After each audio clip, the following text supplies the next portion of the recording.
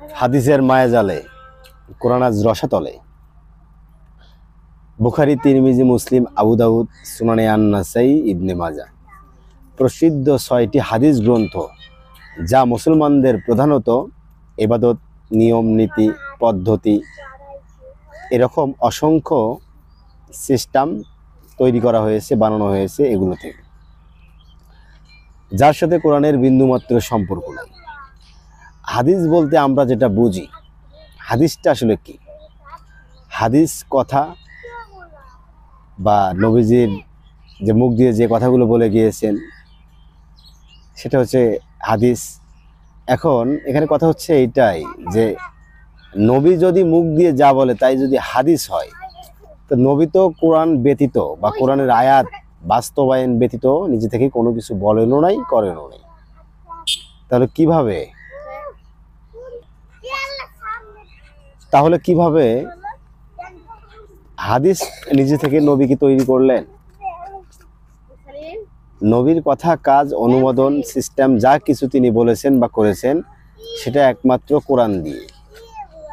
আল্লাহ কোরআনেই সব কিছু বলেছেন, নবী কি করবেন বা কি করবেন না, কি খাবেন কি খাবেন না, এবং কিভাবে আহ্বান করবেন আর কিভাবে আহ্বান করবেন না, এরকম অসংখ্য কথা সব কিছুই কোরআনের ভেতরেই রয়েছে।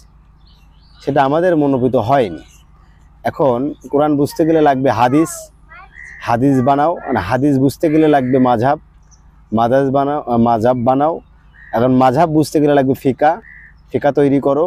এরকম অসংখ্য কথা, এরকম অসংখ্য রীতিনীতি যে গ্রন্থগুলো তৈরি করা হয়েছে তা মূলত মানব রচিত এবং মানুষদের বানানো অনুমান ভিত্তিক থেকেই এগুলো এসেছে।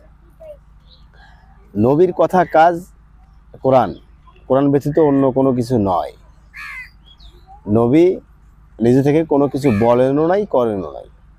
এখন একদল মানুষ নবীকে বানিয়েছে আলাদা সিস্টেমের ভেতরে, আর আল্লাহর কোরআনকে বানিয়েছে আলাদা সিস্টেমের ভেতরে।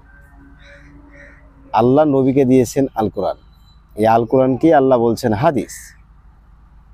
এই হাদিসটা এই আয়াতে আল্লাহ বর্ণনা করেছেন। এই আয়াতগুলো আপনারা দেখলেই বুঝতে পারবেন।